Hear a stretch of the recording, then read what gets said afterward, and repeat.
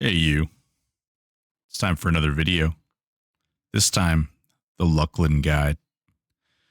Together we're going to go over the leveling zones in Luclin, what quests of importance come in this expansion, the progression path that you'll need to take so that you can unlock the planes of power, different Bane weapons and crafting items that you'll need to complete in order to make it an easier ride to kill some of the raid targets.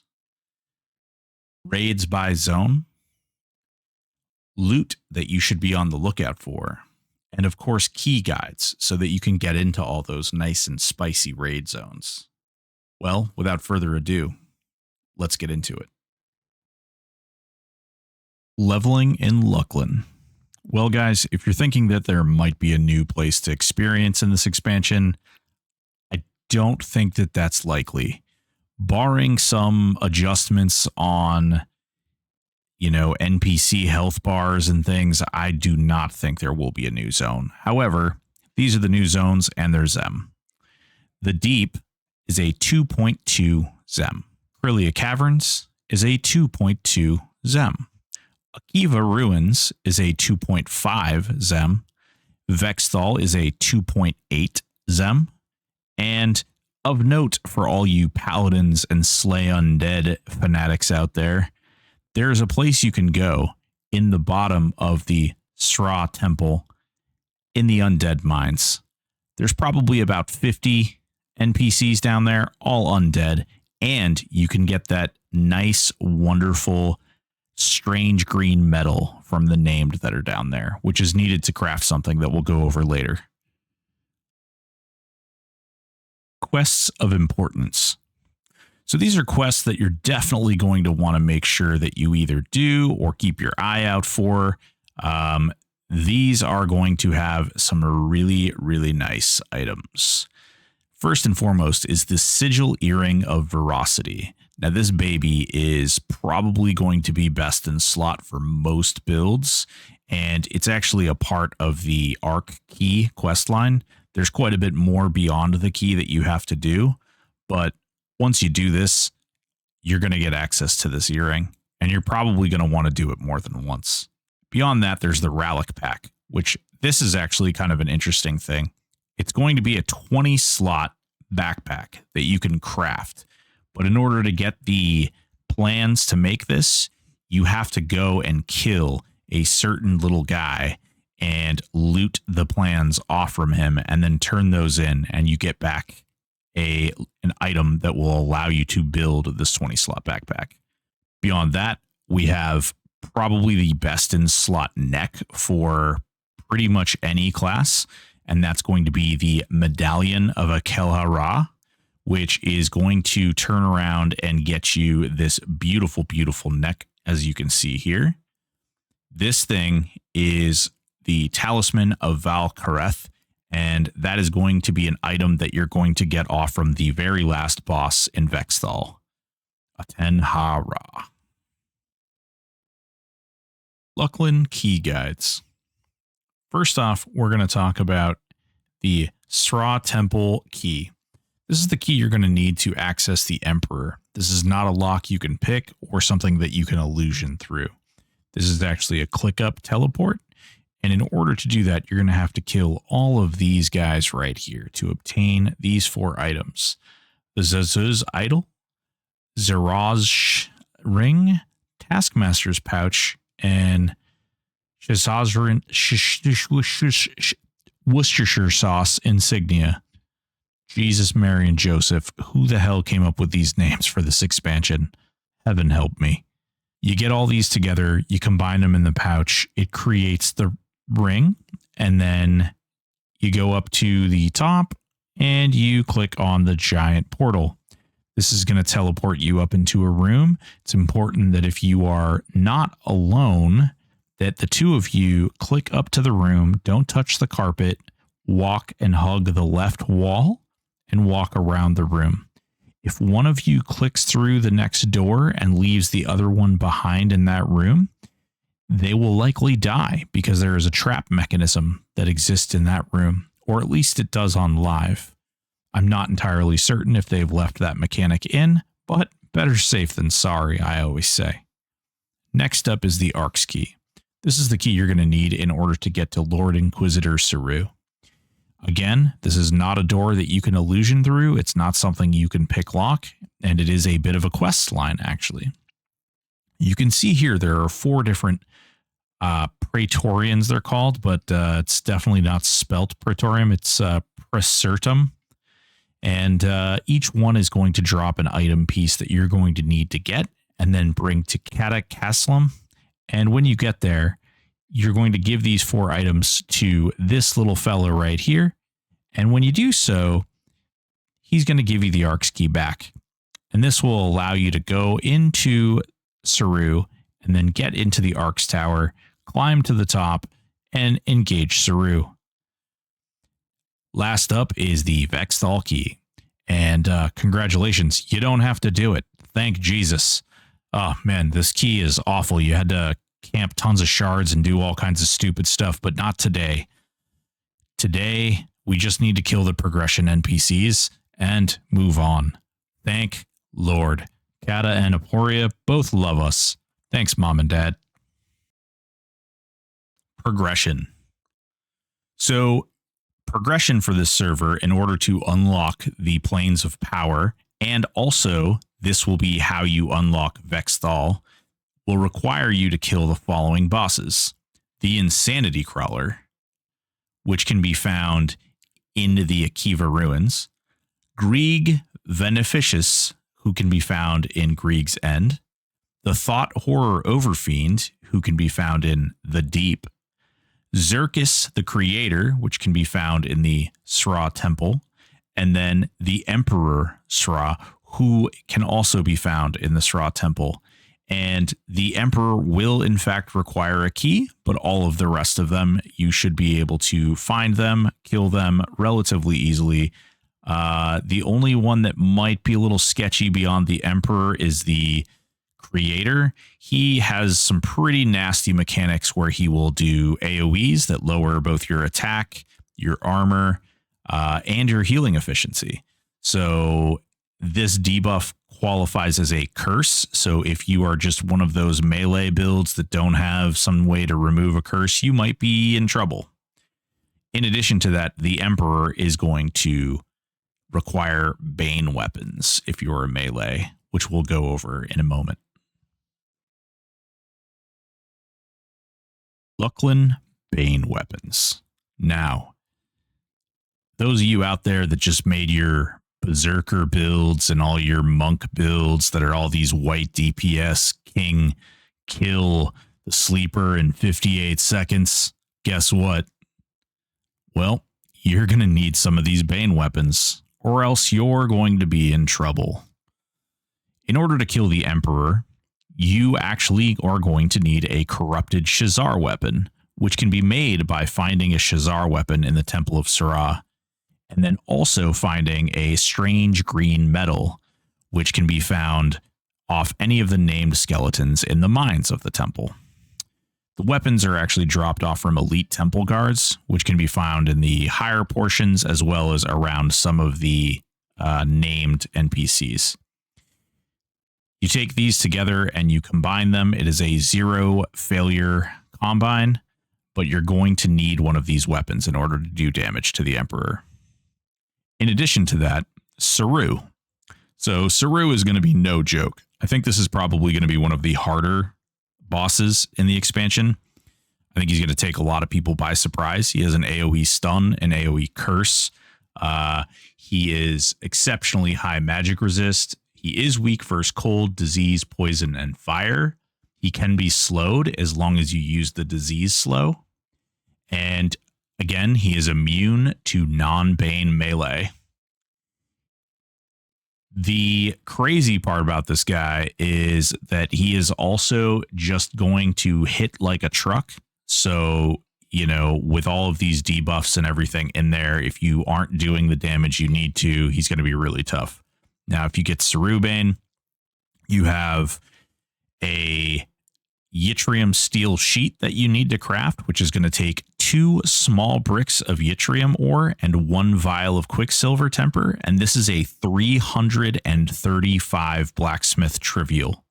So if you don't have the AA that gives you blacksmith mastery, thus increasing your chance to craft the item by 50%, I hate to tell you this, it's going to be quite a climb to get up to that 335, especially since they just raised the prices on a lot of the crafting materials. What's even worse about this is that you have to craft a vial of quicksilver temper as well, and that requires 135 brewing to be trivial.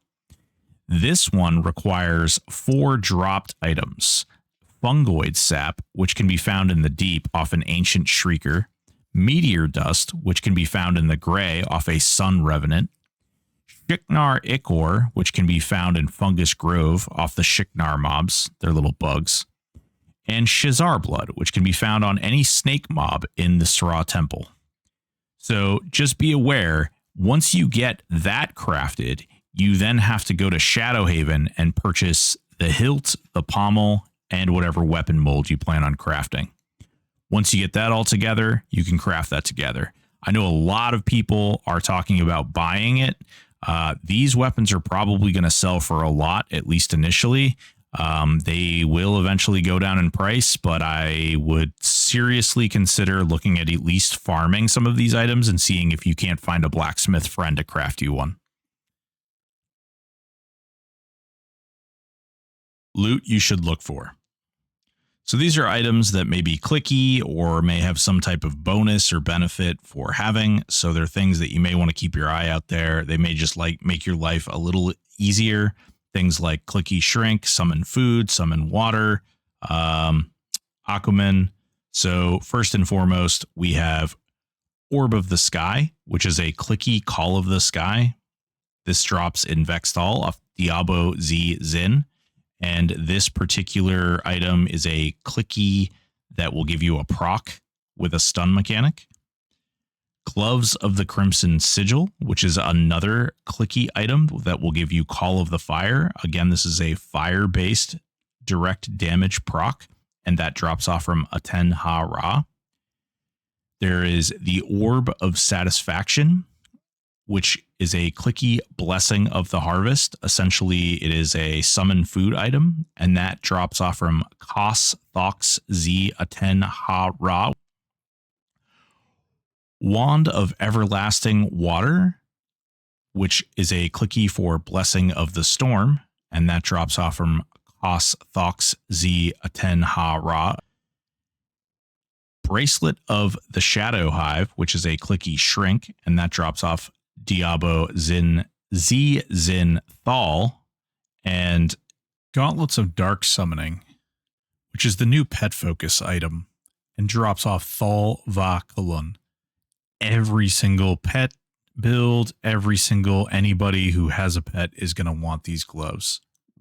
Next up, Divine Hammer of Consternation.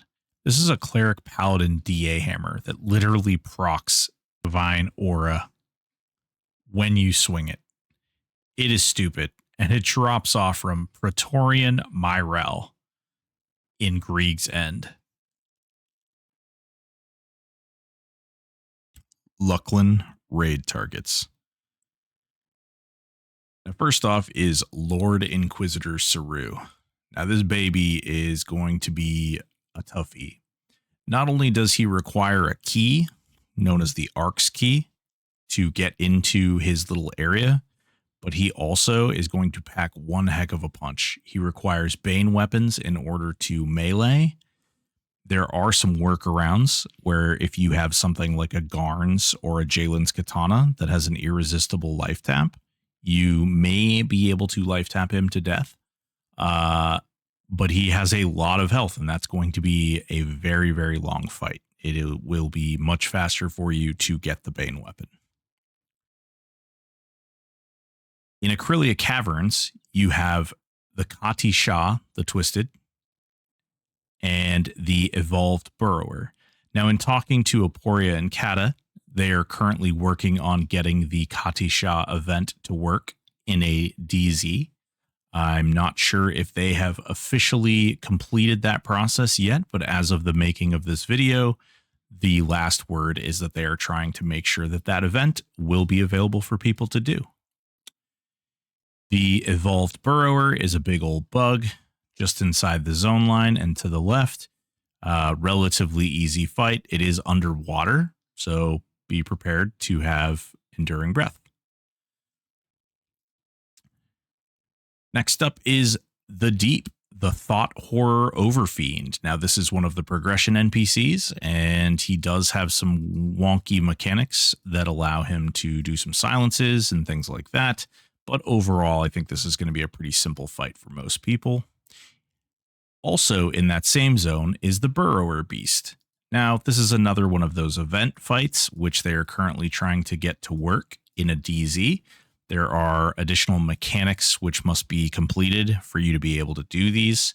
And at least in the time of making this video, it's something that they're working on, and we're unsure if it will be prepared by the time Luclin drops. Next up is Katta Castellum, and there you will find LC Katta. Now, it's important to note that this is a faction mob. If you kill Seru, you will get faction with LC. If you kill LC, you'll get faction with Seru. So just be aware if you're killing NPCs in this zone that you will lose that faction and will have to kill in Seru in order to gain that faction back, and vice versa. Where this matters is there are some quests that can only be done by people who are factioned with Seru, and there are some quests that can only be done by people who are factioned with LC. In the Akheva ruins, you will find ITV, or the Aten'raah. Pretty easy, mostly just a tank and spank. He does have some mechanics with some ads and things, but I don't suspect this is going to be super hard. In addition to that, you're going to have Shay Vinitris, and Shay actually drops a really interesting cloak, which gives bards a buff to their singing. So if you have a bard in your build, that may be something that you want to kill and farm until you get that cloak. That cloak will probably also be worth some money on the market, so just be aware. She could be a money target for you. Again, she's in the Akheva ruins. The last raid target in the Akheva ruins is the Insanity Crawler. This is also a mob that is a part of the progression. Now, this guy is pretty easy, tank and spank fight. It's a little bit of a trek into the zone in order to get to him, but overall, I think you're all probably going to kill him very, very easily. Next up is the Umbral Plains. Now here, you have a couple of guys. You have Doomshade, and you have Rumble Crush. For the most part, these are tank and spank fights, probably going to be very simple for you. In fact, they may even con dark blue to you or white. Relatively easy to kill. Loot is nothing outstanding, but if you're after killing everything, they're out there. In Grieg's End, you actually are going to have two NPCs, which will be easy to kill, and then a third one, which I'm not entirely sure if it's going to be available or not. The Servitor of Luclin is probably one of the easiest targets in all of Luclin. You can one group him on a regular TLP, so I'm sure he's going to be pretty easy over here. And after that is Grieg. Grieg is relatively easy as an interesting fight. He has some death touch mechanics, which will obviously be removed, so he shouldn't be that hard. He can have some ads depending on how the fight goes, and how you set him up. There is also an NPC here that drops a paladin weapon, which allows you to proc Divine Aura. So as you can imagine, that NPC is very, very difficult because the whole time you're fighting him, he's proccing Divine Aura. So enjoy killing that for, 10 minutes, possibly longer, depending on how often it's going to proc. If NPCs gain the same bonuses to legendary proc weapons, That's going to be an interesting fight, to say the least. Temple Ssrra. Now, this particular zone is going to have some funny, weird mechanics. First of all, you have the rags. So you have Rag Zezem and Rag Mazdas. Now, these rags, you'll kill one, you'll kill Rag Z, and then once you kill him, he will spawn another rag, which is Rag M, Rag Mazdas. And when you kill him, then you will get Archlich Rag Zadun. The same thing can be said for the Cursed cycle. You will have to kill 10 total mobs. 7 of them are Taskmasters, 2 of them are Wraths, and 1 of them is a Warden. Once you kill all of those, the Glyph-covered Serpent will spawn. You'll kill the Glyphs-covered Serpent, and then Ssrra the Exiled will spawn in the exact same location. You will then kill the Exiled, and Ssrra the Cursed will spawn. And there's going to be some pretty good loot on the Cursed, but bear in mind, the Cursed is also not a super easy fight. So just make sure you kill them in that order, and you should be fine and good to go. In addition to that, there is also the Creator and the Blood. And these are some real big baddie NPCs. The Creator is a progression NPC, and the Blood is literally standing right outside of the Emperor in a giant room full of NPCs that should respawn. They may not respawn here, but normally on ATLP, they constantly respawn every 2 minutes. So if you kill them, plan on them to respawn. And upon killing the Blood of Ssrra, the Emperor will become targetable approximately within the next 2 to 5 minutes. It's usually about 2. But so keep that in mind. You know, once you kill those NPCs, you will be able to access the Emperor. However, those NPCs will continue to respawn throughout that fight. The Emperor does require a Bane weapon if you're a melee class, and he trucks. He has something that has been known as the bunker blaster or the tank killer. Essentially, it is a hit that he will do, which will do max damage pretty much 100% of the time. I'm unsure if this mechanic will be adjusted for the server. However, this is he is usually a pretty difficult target on the live servers. Last but not least, we get to Vex Thal. So you've killed all of your progression creatures, and now you're out here trying to bust up the tippity-toppity raid. Now, again, for progression, all you need to do is kill the progression NPCs. Again, those NPCs are the Insanity Crawler, Grieg, Thought Horror Overfiend, Xerxes the Creator, and the Emperor Ssrra.